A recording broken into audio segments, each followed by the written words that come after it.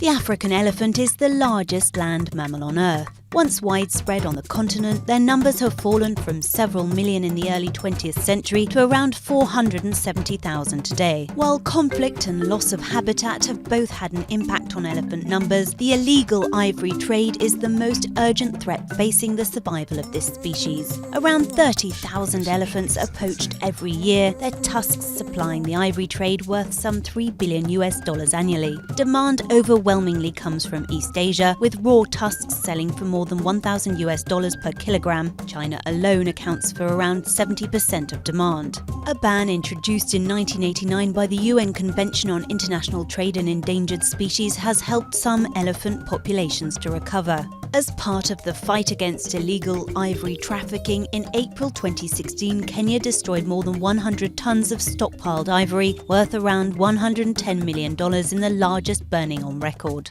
According to a study published in the American Journal of Science in 2015, most of the ivory trade comes from two regions of Africa, a protected zone extending from Cameroon to Congo to Gabon, and Eastern Africa, particularly Tanzania. Most large ivory consignments leave the continent via Kenya, Mozambique, Zanzibar and Cameroon. It's then shipped through Malaysia, Thailand, Vietnam and southern Asia before ending up in China and Japan. There it's carved into figurines or jewelry and sold.